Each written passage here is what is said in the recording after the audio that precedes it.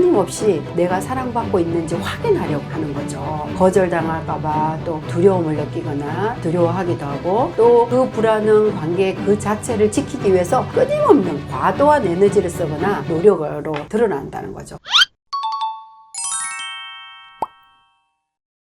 심리학에서 애착 이론이란 불안이라는 감정의 뿌리를 이해하는데 매우 중요한 열쇠이거든요. 우리가 지금 관계 안에서 느끼는 불안, 집착 또는 거절하거나 이런 두려움 같은 감정은요, 사실 어린 시절에 내가 주 양육자와의 관계에서 형성된 어떤 패턴, 이런 것과 관련이 깊다고 볼 수 있습니다. 애착 이론은 사실 존 볼비라는 메리 에인스위스 이런 사람들의 연구에 의해서 비롯됐는데요. 사실 인간이 타인과 어떻게 정서적으로 연결하는지, 이런 방식들, 그리고 스트레스와 불안에 대처하는 방식, 이런 것들을 설명하는 심리학적인 어떤 틀입니다. 애착 유형이 한 여러 가지, 각각 조금씩 용어는 다르게 이야기를 하나, 여기에서 이제 저는 한 4가지 정도로 얘기를 할 건데, 첫 번째 그 대표적인 유형이 안정형이에요. 많이 들어보셨을 거예요. 사랑과 정서적 관계를 형성하는 데 있어서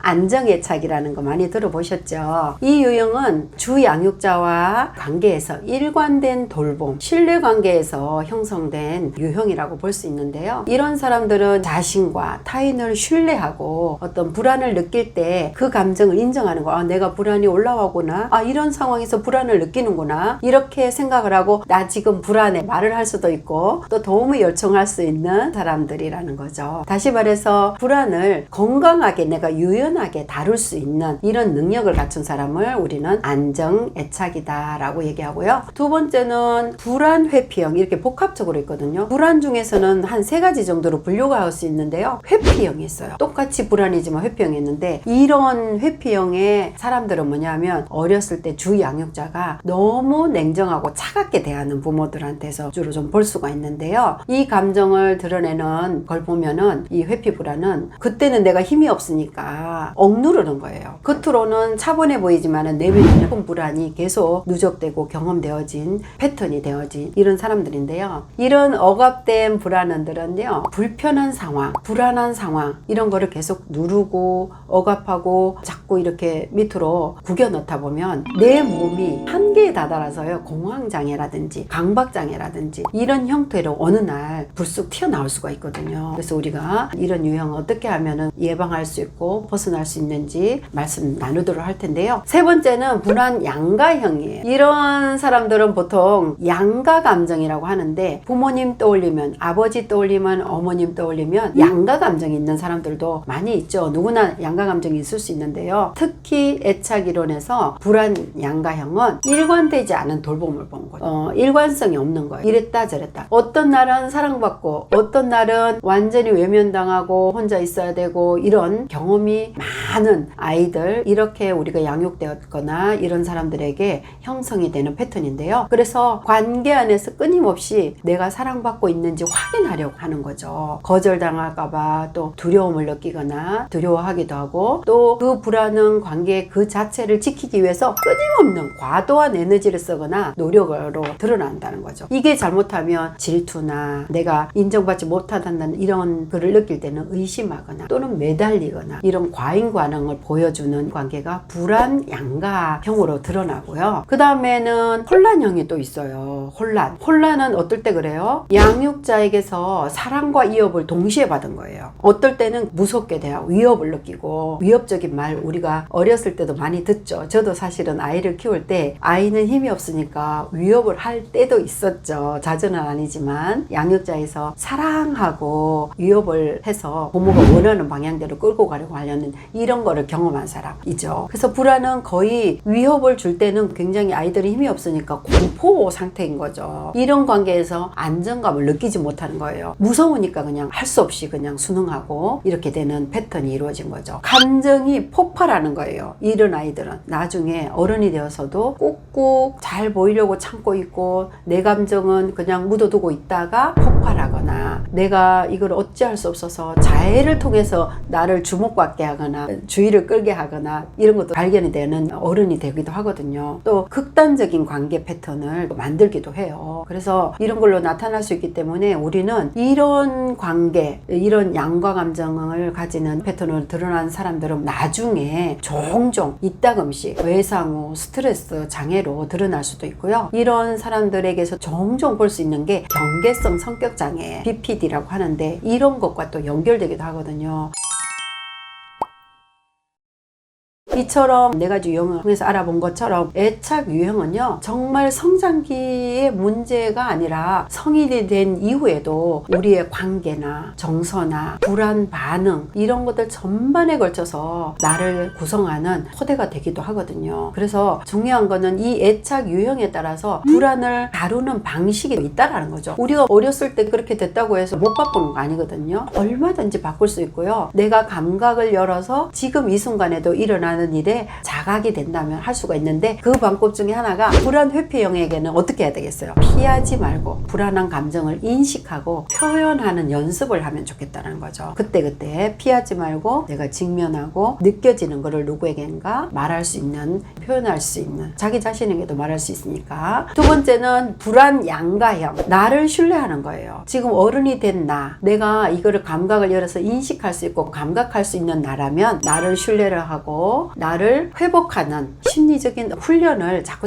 해보는 거예요. 나에게 해보고 나를 신뢰하는, 믿을 수 있는 누군가에게 해보고, 이것을 훈련을 한다면 점점 나를 열고 나를 수용하고 변화될 수 있다는 거죠. 저는 이 책에서 이런 말을 썼어요. 당신의 불안은 어쩌면 오래전에 사랑받고 싶었던 그 순간에 시작되었는지도 모른다. 저는 이 말이 굉장히 와닿거든요. 그래서 이 문장으로 불안이라는 이야기를 열었는데요. 그만큼 불안은 관계 언어거든요. 그 관계의 시작점은 되게 어린 시절에 주 양육자에게서 애착 관계에서 시작되었다고 저는 말할 수 있습니다. 그래서 우리 여러분들은 이 관계 안에 관계의 언어를 지금이라도 얼마든지 내가 오감을 열어서 지금 이 순간에 느낀다면 충분히 바꿀 수 있고 신뢰할 수 있고 새로운 방향성을 바꿀 수 있다라고 보시면 되겠습니다.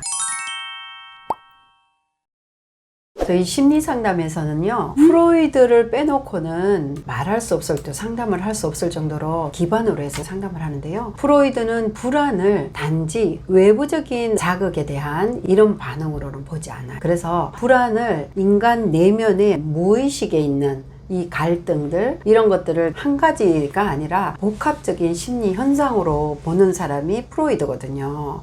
저는 그 점에서 프로이드는 불안이라는 것을 내가 나에게 감정을 잘 질문해 봄으로 인해서 거기에서 나에게 왜곡되어 있는, 얽혀져 있는 이런 것들이 내 내면에서 나오지 않을까 생각하거든요. 프로이드는 불안을 그런 의미에서 세 가지 유형으로 봤거든요. 내 안에 굉장히 욕망들이 억압되어져 있는 이런 것들을 어떻게 하면 내 의식에 침범을 당하지 않고 안전하게 지낼 수 있을까, 이런 침범 당할 것에 대한 두려움, 이런 것들은 우리가 지속적으로 드러날 수 있는 신경정적 불안이라고 하거든요. 이런 것들이 있을 수 있고, 그때 한 길을 가다가 어두운 길을 가다가 불쑥 갑자기 싸우기 아니면 도망가기로 그때 일어나는 일을 해결하는 어떤 현실적인 불안도 있을 수 있거든요. 그래서 그의 실제적인 위협, 이런 거에 빨리 내가 도망가고 피하고 해결하는 이런 반응도 있고요. 내가 생각으로는 이게 아니야, 이렇게 하면 안 돼, 이렇게 하고 싶어라는 초자아가 제시하는 도덕적인 문제가 있을 수 있어요. 이런 것들을 정말 내 기준에 안 맞는데 하면서 이 불안에 계속 이렇게 갈등이 일어나는 걸로 인해서 죄책감을 느끼고, 그래서 내 도덕적 양심이랄까, 이런 불안이 있을 수 있고요. 프로이드는 어떻게 방어를 하냐, 방어기제라는 게 있어요. 여러 가지가 있지만 억압하거나 부정하거나 또 다른 사람으로 돌리는 투사를 하거나 또는 전이라는 설명을 통해서 이 기제들이 내 불안을 직면하지 않고 피하는 거예요. 외면하거나 이런 것들로 말을 했는데, 사실 프로이드는 이런 것들을 그렇게 회피하고 피하거나 억압하거나 이런 게 아니라 방어하는 대신에 감정을 의식 위로 하나씩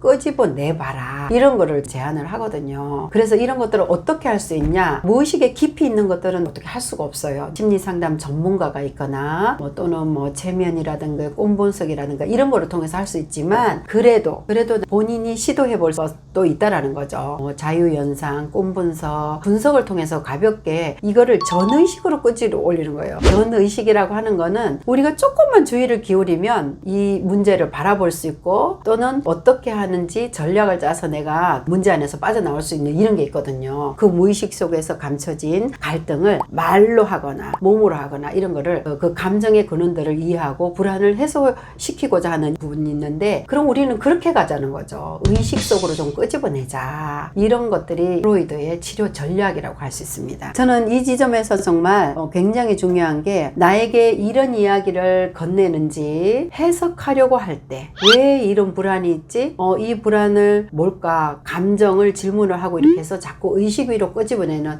해석하려고 할 때 비로소 그 감정은 나의 삶의 방향성을 1도 변화되게 한다든가, 그 길로 가서 나의 불안이 조금만 더 옆으로 해석함으로 인해서 이 문제를 제시해주는 신호로 본다, 전환될 수 있다, 이렇게 말을 할 수가 있죠. 그 길을 따라서 오늘의 불안을 다시 질문해보고 다시 나의 삶을 만들어 나가는, 이렇게 제시해주는 게 이제 프로이드라고 저는 봅니다. 결론적으로 삶의 방향성을 제시하는 신호로 볼 수 있는 게 불안이다 라고 프로이드의 이론, 변화될 수 있는 이런 이론이다 라고 저는 볼 수 있습니다.